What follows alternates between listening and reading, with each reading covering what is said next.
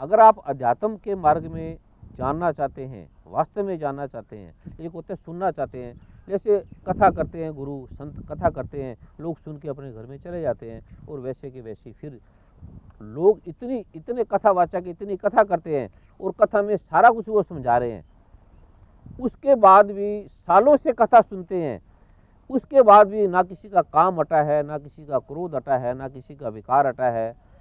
कथा सुनने वालों को क्या, कथा करने वालों का भी नहीं हटा। अगर एक कथा करने वाला कथा कर रहा है, उसके शिष्य ज़्यादा बन जाए सुनने वाले और दूसरों के कम हो जाएं, तो कथा करने वालों में युद्ध होने लगता है। जब कथावाचक स्वयं प्रतिभाशाली नहीं है, उसने स्वयं अध्यात्म को नहीं जाना, तो सुनने वालों पे उसका क्या प्रभाव पड़ेगा? सुनने वाले उससे ज़्यादा नहीं हो सकते। सबसे पहले आपको अध्यात्म में जाने में ये सोचना चाहिए कि इच्छा जो है वो आपकी लोप हो जाएगी। जैसे कोई लोटा कहे कि मैं सागर को जानना चाहता हूँ, मैं अपने में सागर को समेटना चाहता हूँ, सागर की गहराई को जानना चाहता हूँ, तो लोटे में कभी सागर नहीं आ सकता। जब लोटा सागर में जाएगा तो वहाँ लोटा समाप्त हो जाएगा, लोटा की इच्छा ही समाप्त हो जाएगी, लोटा रहेगा ही नहीं। ये जो लोटे का ना रहना है, ये सागर बनना है, ये सागर में समाना ही सागर बनना है। अगर आप अध्यात्म को जानना चाहते हैं तो सबसे पहले आप ये जाने कि आपकी जो इच्छा है उसका नामो निशान मिट जाएगा। ये इश्क नहीं आसा, बस इतना समझ लीजिए, एक आग का दरिया है और डूब के जाना है। पानी के दरिया में भी आदमी निकल सकता है। जो पानी का सागर है, ऋषि मुनियों ने, ये जिसने भी लिखा है वो ऋषि थे। वो शायर देखने में शायर लगते हैं, लेकिन ये ऋषियों की भाषा है। आम पानी के सागर से भी कोई आदमी निकल के नहीं जा सकता। जो समुद्र में एक बार चला गया, वो उसको सागर को, समुद्र को पार करके नहीं जा सकता, निकलने का कोई मार्ग नहीं है। लेकिन समुद्र से भी निकल के, जल के समुद्र से भी निकल के जाया जा सकता है। उन्होंने लिखा है कि ये आग का समुद्र है। अब आग के समुद्र से कोई कैसे निकलेगा? कोई आदमी आग में रह जाए 2-4 घंटे जलती आग में, तो वो वापस नहीं निकल सकता, वो आग ही बन जाएगा। आग से भी निकला जा सकता है, ऐसी ऐसी कला हैं कि आप आग से भी निकल सकते हैं। लेकिन अध्यात्म में जाने के बाद वहाँ से लौटना संभव नहीं है। इसलिए बहन जी, रंजना सिंह जी, ज़्यादा अच्छा है कि आप अध्यात्म को रहने दें, वरना आप लौट के नहीं जा सकते, आपका बचेगा कुछ नहीं। फिर परमात्मा ही बचेगा, या आप होंगे या परमात्मा होंगे। ऋषियों ने लिखा भी है कि जब हरि था तो मैं नहीं, जब मैं था हरि नाई, प्रेम गली अति साकरी जामे दो न समाई। कि ऐसा नहीं है कि आपने परमात्मा को जान लिया और परमात्मा को जान के बाद आप घर में आ गए और शांति से अपना रह रहे हैं। परमात्मा को जानने के बाद आप परमात्मा ही हो जाएंगे, वहाँ लौटने का रास्ता नहीं है कोई।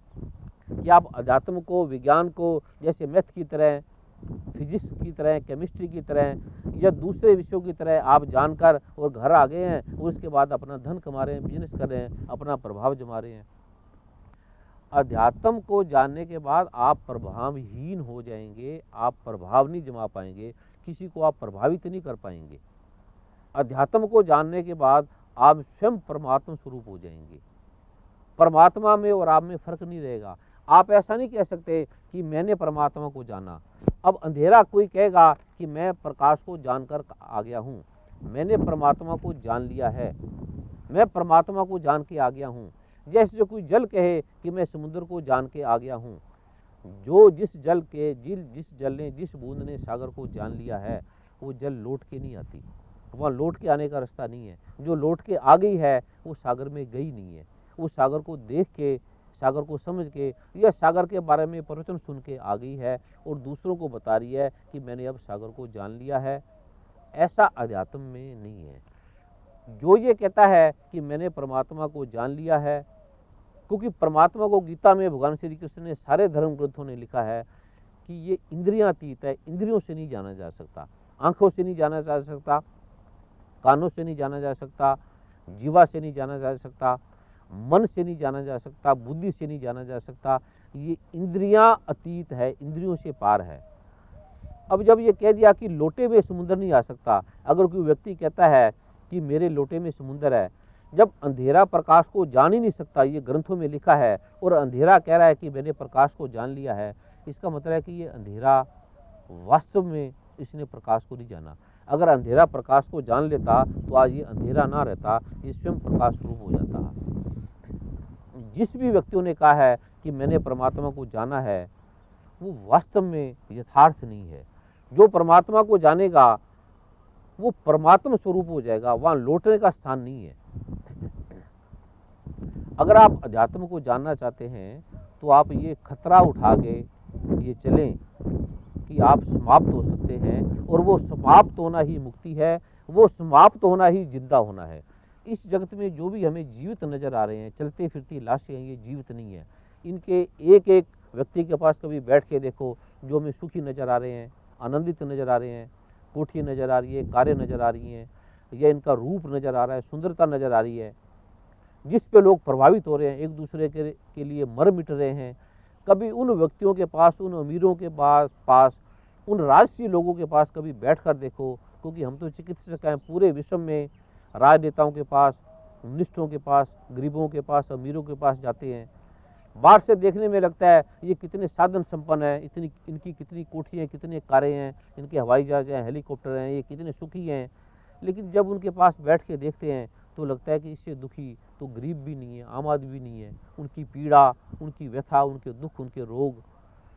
तो जब आप अध्यात्म को जानेंगे तो सबसे पहले आप ये जान लें कि अध्यात्म में मिट जाता है, वहाँ कुछ रहता नहीं है, और वो मिटना ही अध्यात्म को जानने का प्रमाण है, उसका मार्ग है। जैसे आपको कह देगा कि मैंने परमात्मा को जाना, तो मैं का अर्थ है मन। मैं मन से बना है, इंद्रियों से द्वारा बना हुआ है, और मैं कभी भी परमात्मा को नहीं जान सकता, जैसे अंधेरा प्रकाश को नहीं जान सकता। परमात्मा के जानने के बाद मैं मिट जाएगा, मैं नहीं रहेगा। इस विश्व में जितने भी युद्ध हो रहे हैं, जितने भी प्रेम हो रहे हैं, जितने भी जो कुछ भी हो रहा है, ज्ञान हो रहा है, अनुभव हो रहा है, वो सारी मैं के द्वारा, मन के द्वारा हो रहा है। जितनी भी कलाएं हैं वो मैं के द्वारा है, मन के द्वारा है। लेकिन जब कोई व्यक्ति परमात्म तत्व को जानता है, परमात्मा को जानता है, तो सबसे पहले उसका मैं नहीं रहता, वो मैं तू में बदल जाता है।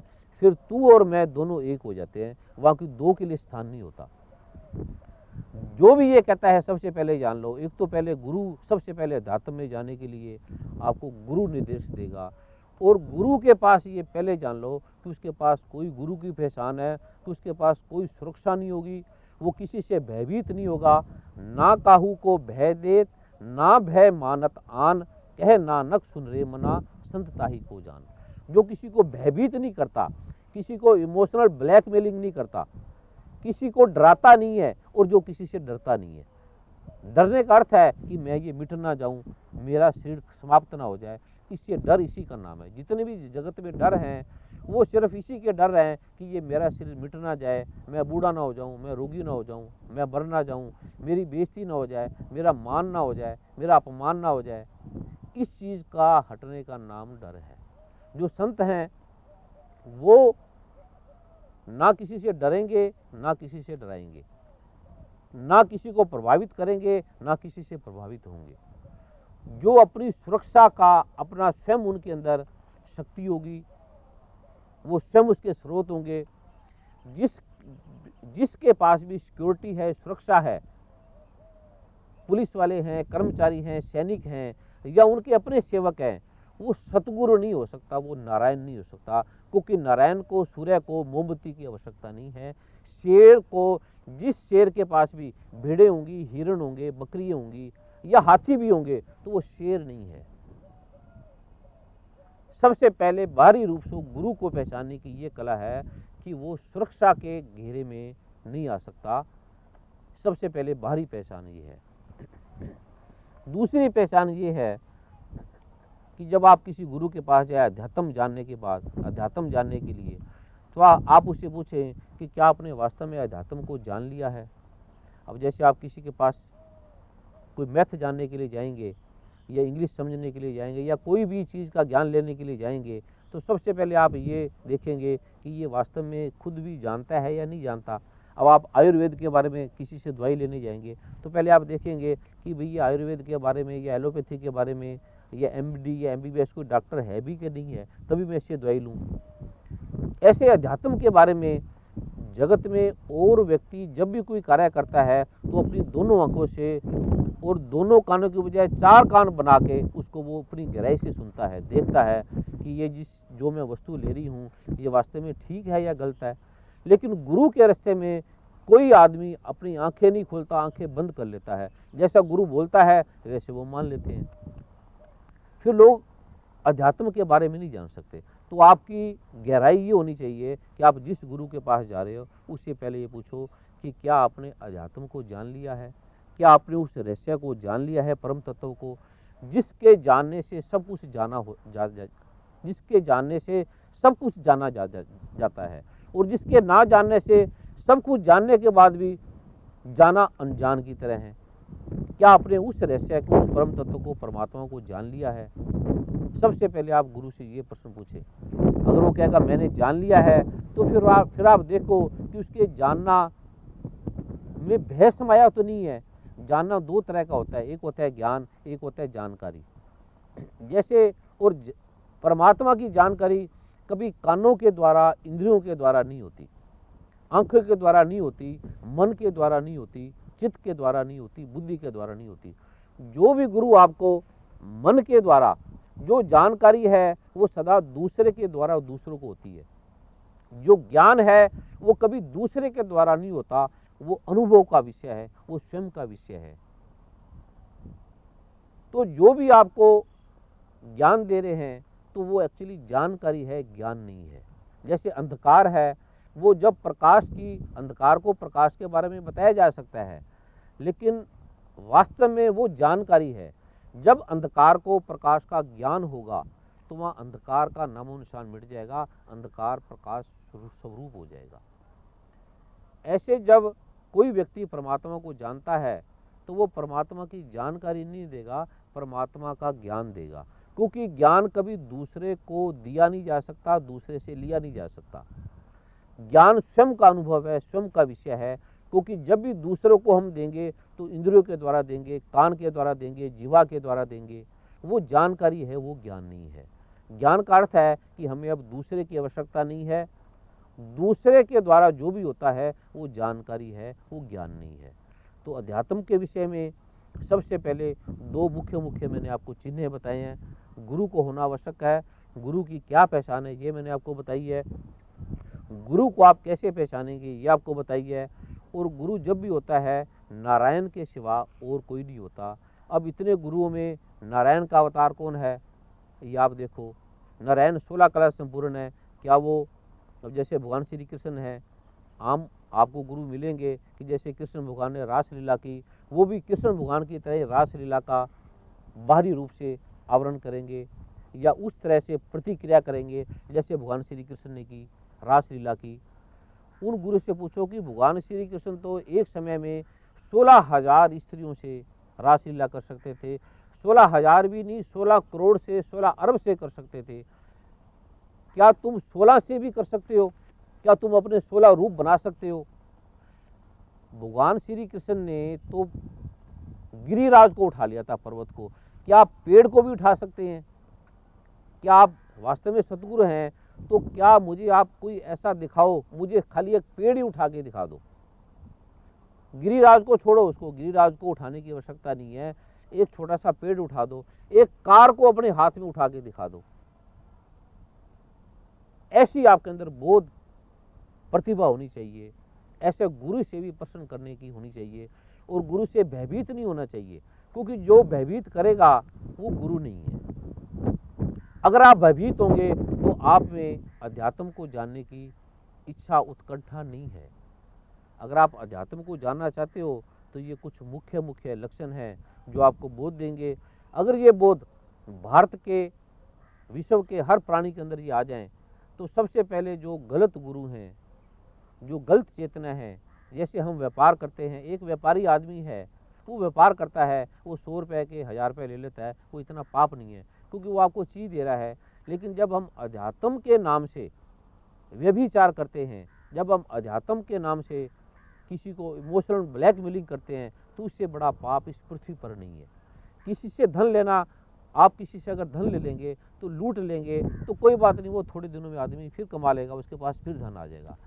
लेकिन जब आप अध्यात्म, अब किसी की आप हत्या भी कर देंगे तो कोई बात नहीं है, वो आदमी फिर जन्म ले लेगा, फिर किसी अच्छे लोक में चला जाएगा।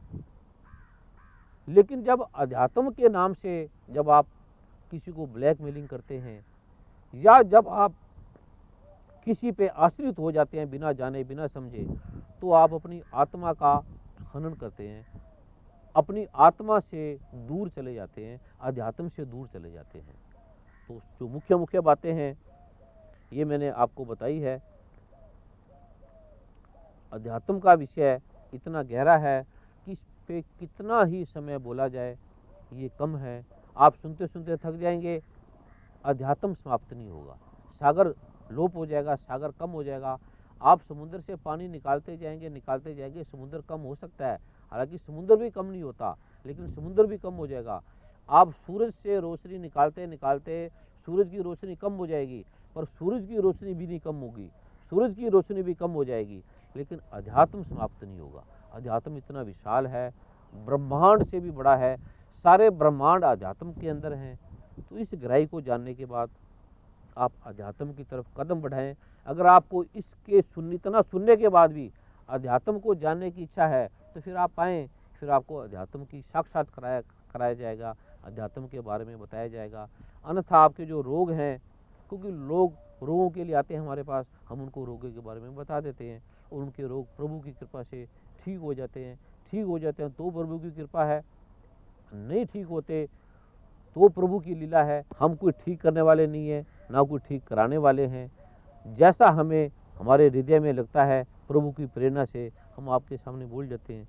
अब जो आपको रोग है, जो आपको कष्ट है, उसके बारे में मैं आपको बता रहा हूँ आपको क्या क्या कष्ट है। एक तो आपको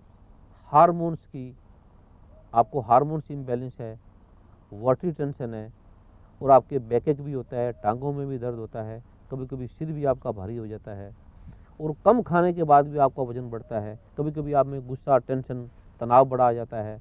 औषधि खाने के बाद भी कभी कभी आपको नींद नहीं आती, और कभी कभी कोई विचार है वो पूरे दिन आपके अंदर चलता रहेगा और वही सारे दिन आपको परेशान करेगा। उससे आप में चिड़चिड़ापन भी आ जाएगा, बेचैनी भी आ जाएगी।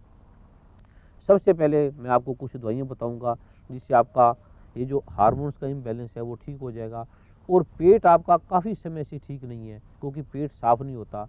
एक चीज़ और आपको मैं गहराई से बता दूं सब लोगों के लिए, कि जिसको भी कब्जी होगी, क्योंकि कब्जी बाहर के कब्जे का प्रारूप है। जो आदमी बाहर से चीज़ों को पकड़ेगा, कोई धन को पकड़ेगा, कोई स्त्री को पकड़ेगा, कोई पुरुष को पकड़ेगा, कोई जमीन को पकड़ेगा, बाहर से जब आदमी हम किसी चीज़ को पकड़ेंगे तो उस आदमी को कब्जी जरूर होगी। जो आदमी दानी होगा, जिसका हृदय विशाल होगा, जिसके हृदय में करुणा होगी, जिसके हृदय में दया होगी, जिसके हृदय में देने की भावना होगी, उस आदमी को कब्जी कभी नहीं होगी। ये उसका प्रतीक है। ये जब हम दूसरों को देंगे, प्रभु और देने वाला कभी कम नहीं होगा। आप जितना देंगे उतना ही बढ़ेगा। जगत में ऐसे लगता है कि जितना हम देंगे उतना कम होगा, लेकिन जो अध्यात्म के रहस्य को जानने वाले हैं उन्हें ये ज्ञान है कि जितना बांटा जाएगा, जितना देंगे उतना बढ़ेगा। कोई आदमी करके देखे, जैसे आदमी सोचते हैं कि मेरे पास ये पैसे ले जाएंगे तो मेरे खत्म हो जाएंगे। ऐसा परमात्मा का नियम नहीं है। आप से लोग मांगते हैं, आप कभी दिल खोल के देते तो जाइए, देखिए तो सही परमात्मा के नियम को, आपको भी कुछ देने वाला मिल जाएगा। ऐसे ऐसे आपको लोग मिल जाएंगे, ऐसे ऐसे आपको कार्य अचानक मिल जाएंगे। मेरा जीवन का अनुभव है, जब मैं चिकित्सा क्षेत्र में था तब मेरे पास जो भी व्यक्ति आते थे, मैंने अपने जीवन में कभी किसी से पैसा मांगा ही नहीं। जिसने है दे दिया, नहीं है तो भी कोई बात नहीं। और मैं साधारण से ऐसी अवस्था में था कि जिससे गरीब कोई व्यक्ति होता नहीं है। सुबह को होता था, शाम को होता नहीं था। इतने लोग आते थे, इतने रोगी आते थे, तो सब सोचते थे कि डॉक्टर साहब के पास बड़े रोगी आते हैं, इसके पास तो काफ़ी पैसा होगा, हम नहीं देंगे तो क्या फ़र्क पड़ेगा, दूसरे दे देते हैं। ऐसे मुझे कोई देता भी नहीं था। तो लोग कहते थे ये मांगता तो है नहीं, तो इसका मतलब इसके पास काफ़ी है।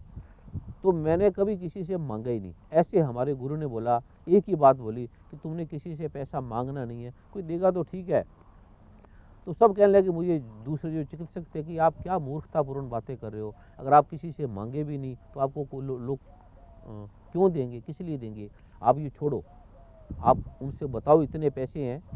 मैंने उनको बोला कि मेरे गुरु ने बोला है कि मांगना मत, अगर मेरे से कोई पूछेगा तो मैं बता दूंगा भाई इतने पैसे हैं मुझे दे दो, अगर वो देगा तो ठीक है, नहीं देगा तो ठीक है। इस मेरी बात को मजाक उड़ाते थे लोग। लेकिन इसका जब मैंने गुरु की कृपा से अनुभव देखा तो मैं हैरान रह गया कि इस देने के पीछे इतना रहस्य था, और इस देने के पीछे गुरु परमात्मा इतने, मैं एक हाथ से दे रहा हूँ और परमात्मा लाखों लाखों हाथ लेकर खड़ा है मुझे देने के लिए। उस देने के बाद उसकी दीवार के पीछे जब मैंने देखा कि इतने हाथ खड़े हैं मुझे देने के लिए, और मैं थक जाता हूँ लेते लेते, इतने हाथ खड़े मुझे देने के लिए हैं। मैंने सोचा कि जिस धर्म ग्रंथों ने, गुरुओं ने, सतगुरु ने बोला है वो ऐसे नहीं हो सकते, वो किसी चीज़ को व्यर्थ नहीं बोल सकते। अगर उन्होंने बोला है कि नेकी कर कुएं में डाल, मुसलमानों के धर्म ग्रंथ को, मुसलमानों के नहीं है, हमारी कुरान है, अगर उनको पढ़ो तो वो उसमें एक ही बात लिखी है कि खुदा मुझे इतना दे कि मैं देता जाऊं देता जाऊं देता जाऊं, लुटाता जाऊं। ऐसे जब मुझे गुरु ने कहा कि आपने मांगना नहीं है, तो मैंने अपने गुरु की बात पे अडिग रहा। जब मैं उसको देता गया तो आज मैं उस देख के हैरान हूँ। पूरे विश्व में ऐसा कोई देश नहीं है जहाँ से लोग बुलाने के लिए कि आप हमारे पास आओ, एक एक मिनट के वो पता नहीं कितना कितना वो देने के लिए तैयार हैं। ये कोई मेरी योग्यता या मेरी प्रतिभा का बोध नहीं कराता, ये मेरी योग्यता या मेरी प्रतिभा से नहीं है, ये गुरु की कृपा से ऐसा है। जब गुरु ने बोला है तो गुरु उन हाथों के द्वारा, वो व्यक्ति नहीं है, वो गुरु रूप हैं। जब भी आपके पास कोई ग्राहक आता है, किसी दुकानदार के पास, किसी रोगी के पास चिकित्सक आता है, तो अगर चिकित्सक ये समझ ले कि ये रोगी नहीं है, ये परमात्मा मुझे यश देने के लिए, मुझे नाम देने के लिए, मेरे हाथों को शक्ति देने के लिए रोगी बनकर परमात्मा मेरे द्वार पे आया है। और अब अगर कोई चिकित्सक इस चीज़ को मान ले, किसी रोगी को वो परमात्मा को रूप समझ ले कि ये रोगी नहीं है, परमात्मा मुझे प्रतिभा देने के लिए, मुझे धन देने के लिए, मुझे यश देने के लिए, मुझे सम्मान देने के लिए ये रोगी परमात्मा बनकर मेरे द्वार पे आया है। मैं चिकित्सक नहीं हूँ, ये रोगी चिकित्सक है, ये मेरा परमात्मा है, ये मेरा है। अगर ये कामना करके कोई चिकित्सक किसी रोगी का चिकित्सा करे तो उस चिकित्सक में ऐसी दिव्य चेतना, दिव्य शक्तियाँ, दिव्य बोध उसे अनुभव होगा कि वो उठा भी नहीं पाएगा, उसे इतना सम्मान मिलेगा, उतना यश मिलेगा। अगर कोई चिकित्सक कह देगा कि मैंने फलां रोगी को ठीक किया, मैंने उसको ये धन दिया, मैंने उसे ये लाभ दिया, मैंने उसे ये करके पैसे भी नहीं मांगे, जो मैं ये बातें बता रहा हूँ अपने बारे में कि मैंने ऐसा ऐसा किया, ये वास्तव में न्याय संगत नहीं है। ये अहंकार का,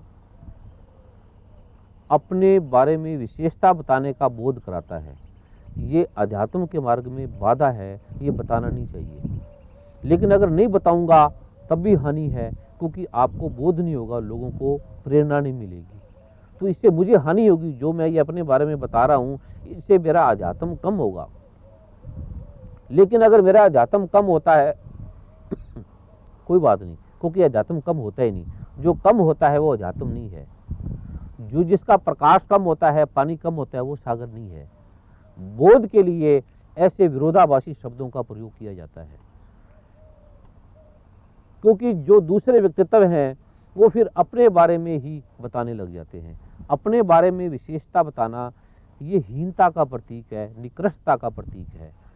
लेकिन वास्तविकता ना बताना इस भय से, डर से, ये भी न्याय संगत नहीं है, युक्ति युक्त नहीं है। अध्यात्म के बारे में जानने के लिए पहले तो एक दो आंखें नहीं, हजारों आंखों की चेतना चाहिए, और एक दो कान नहीं, अनंत अनंत कानों की शक्ति रखने का बोध चाहिए। जो अध्यात्म के मार्ग में जाना चाहता है, ये अलग विषय है, संसार का अलग विषय है। अध्यात्म जो है वो इतना गहरा है, इतना आनंददायक है, इससे आनंददायक इस जगत में कुछ भी नहीं है। आप इस जगत में कुछ भी कर लो, आपको अंततोगत्वा अध्यात्म के, वास्तविक के, सत्य के मार्ग पे आना पड़ेगा। इसके अलावा और कोई मार्ग नहीं है। आप इस जगत में जो भी करोगे, आपके हाथ में दुख के अलावा कुछ नहीं आएगा। आप चाहे प्राइम मिनिस्टर बन जाओ, चाहे आप राष्ट्रपति बन जाओ, चाहे इस ब्रह्मांड के ऋषियों ने यह भी कहा है, ये युग चारे आर जा, ए मानव तेरी उम्र 4 युगों जितनी हो जाए। पहली बात तो एक युग जितनी भी नहीं हो सकती, 100 साल से 200 साल तक भी नहीं हो सकती। लेकिन ऋषियों ने, गुरुओं ने, सदगुरु ने कहा है कि ये युग चारे आर जा, ए मानव तेरी उम्र 4 युगों जितनी हो जाए, खोर दुश्मनी होए, इससे भी 10 गुना हो जाए। जे युग चारे आर जा, होर दुश्मनी होए, नवा खंडा विच जानिए। ये हमारे पृथ्वी एक छोटा सा खंड है, हमें भारत में भी लोग नहीं जानते। भारत में अगर हमें जानते हैं, ऐसे ऐसे देश हैं जिन देशों का हमें नाम भी ज्ञान नहीं है, ऐसे ऐसे देश हैं। कई लोगों को यह भी नहीं पता होगा कि भारत भी कोई चीज है, तो भारत के प्रधानमंत्री, राष्ट्रपति का तो उनको पता भी नहीं होगा। उन लोगों ने, ऋषियों ने कहा है कि अगर तेरी उम्र नवा खंडा भी जानिए, साथ चले सब कोई, और तेरे साथ 9 खंडों के सारे प्राणी चलने लग जाएं। अगर हम राष्ट्रपति, प्राइम मिनिस्टर भी बन जाएंगे, तब भी हमारे साथ कोई भारत के सारे आदमी नहीं चलेंगे। आधे विरोधी होंगे, आधे किसी और को मानते होंगे, आधे किसी और को मानते होंगे। चलो भारत के भी सारे मानने लग जाएंगे तो अमेरिका के नहीं मानेंगे, कनाडा के नहीं मानेंगे, पाकिस्तान के नहीं मानेंगे। और 9 खंडों की तो कल्पना ही हटा दो। ऋषियों ने कहा है कि नवा खंडा विच जानिए, साथ चले सब कोई, तेरे साथ सब चलने लगे। चंगा नाम रखाए के, तेरा नाम इतना सुंदर हो, तेरी यश कीर्ति हो। चंगा नाम रखाए के, जे जस कीरत जगले, और संसार में तेरी जस हो, कीर्ति हो। जे चंगा नाम रखाए के, जे जस कीरत जगले, जे तुझ नजर ना आवे, बात ना पूछे कोई। अगर तूने सत्य को, अध्यात्म को नहीं जाना, इतना होने के बाद भी, तो तेरी कीमत एक कौड़ी से राख के समान भी नहीं है।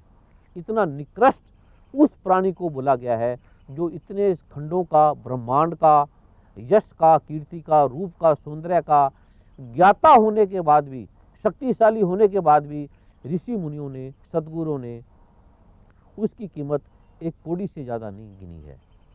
तो अध्यात्म का मार्ग विशाल है और आनंददायक है। आज नहीं कल उसे वहीं पर लौट के आना पड़ेगा। लाख पानी भाप बनकर आसमानों पर उड़े, पर उसे होना है आखिर बस समुद्र के लिए। पानी उड़ जाए आसमान पे, बादल बन जाए, कितना वो जोर लगाए, कितना ढूंढे, लेकिन उसे आखिर समुद्र में लौट के आना पड़ेगा। ऐसे मानव कुछ भी कर ले, यश कर ले, कीर्ति कर ले, सुंदरता प्राप्त कर ले, उसे लौट के स्वयं में, परमात्मा में, अध्यात्म में, वास्तविकता में, सच्चाई में आना पड़ेगा। इसके अलावा और कोई रास्ता, कोई मार्ग नहीं है। ये अध्यात्म का मार्ग है। और रोगों के बारे में जानो, रोगों के बारे में मैंने बता दिया है, उसकी चिकित्सा मैं आपको बता रहा हूँ। आप प्रभु की कृपा से उससे स्वस्थ होंगे, ठीक होंगे। आप नोट कर लें। और जिसको भी ऐसा रोग है, अगर अध्यात्म का रोग है, तो उसकी दवाई मैंने, जो भी थोड़े से नुस्खे हैं, मैंने जितना बता पाया हूँ आपको बताई है। जो तन के ऐसे जिनको रोग हैं, उनकी औषधि है कि मैं बता रहा हूँ। आप लिखें प्रभु कृपा से, प्रभु आपको कृपा करे और आपको स्वस्थ करे। एक तो सौंफ, काली जीरी, धनिया के पत्ते, जामुन की गुठली, करेले के बीज, तरबूज के बीज, चारों मगज, मैन मिर्च की जड़, बेरी गेटा केना की जड़, हरी मिर्च के बीज, सभी को बराबर मिलाकर आप तवे पे जला लें, हल्का हल्का भून लें। भूनने के बाद उन्हें पीस लें। और पीसने के बाद उसकी 6 मासा सुबह, 6 मासा दोपहर को, 6 मासा शाम को जल से आप उसका सेवन करें। प्रभु की कृपा से आप स्वस्थ होंगे। लेकिन एक प्रश्न उत्पन्न होता है कि ईश्वर की आराधना से या ईश्वर की कृपा से अध्यात्म का मार्ग खुलता है व्यक्ति के लिए, मानव के लिए, तो उसको कठिन क्यों माना जाता है? काफ़ी अच्छा वर्मा जी आपने प्रश्न किया है। जो भी व्यक्ति किसी विषय को जानना चाहता है, जानने की जिज्ञासा है, जैसे कोई विद्यार्थी साइंस को, मैथ को जानना चाहता है या कार चलाना चाहता है, तो उसकी जो इच्छा है, हार्दिक इच्छा है, वो उसे सरल रूप में लेगा तभी वो जान पाएगा। तेनसिंग हिलेरी जब एवरेस्ट पे गए, तेनसिंग हिलेरी से पहले जितने भी व्यक्ति गए सारे व्यक्ति मर चुके थे, कोई व्यक्ति नहीं पहुंचा था। तो सभी लोग कहते थे कि बड़ा कठिन है, बड़ा मुश्किल है, ये पहुंच पाएगा या नहीं पहुंच पाएगा, ये मृत्यु को प्राप्त होंगे क्योंकि इतने लोग मर चुके हैं, ये कैसे जा पाएगा, बड़ा कठिन है। लेकिन जब तेनसिंग हिलेरी पहुंचे उसके बाद जितने भी लोग गए सारे आराम से चढ़ गए, सारे आराम से चले गए, उनमें आत्मबल आया।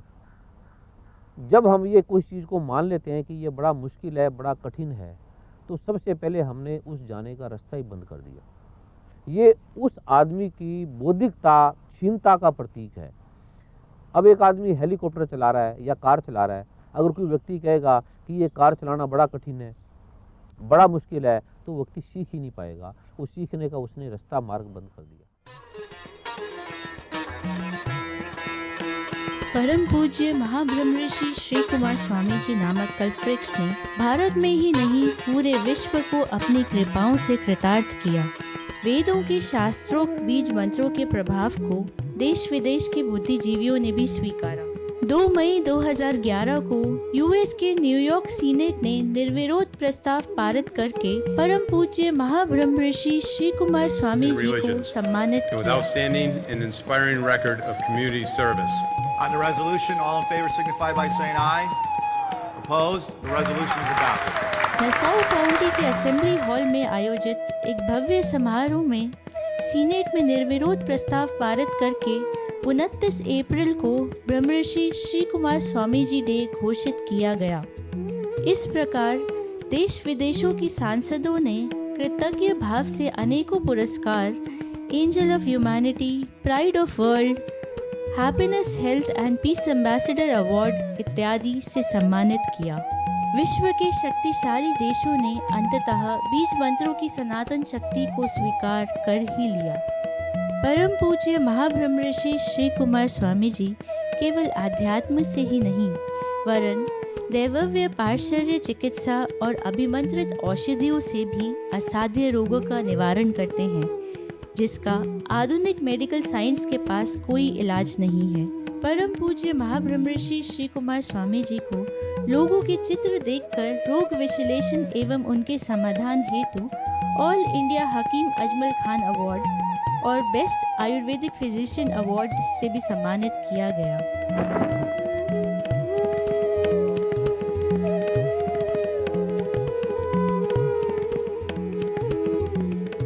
यह आश्चर्यजनक अद्भुत सत्य है कि केवल चित्र देखकर रोगों और समस्याओं के विषय में न केवल बताना बल्कि सहज सरल साक्षात समाधान करना। वर्ष 2002 में आस्था चैनल में प्रसारित कार्यक्रम आयुर्विज्ञान के रहस्य में महाब्रह्म ऋषि श्री कुमार स्वामी जी ने 21 वर्ष पहले ऐसा प्रत्यक्ष करके पूरे विश्व को आश्चर्यचकित किया था। यह कार्यक्रम उस समय सबसे अधिक लोकप्रिय कार्यक्रमों में एक कार्यक्रम माना गया था।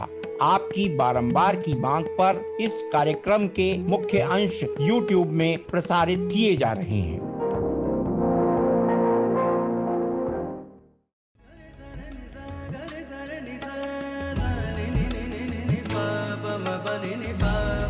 सा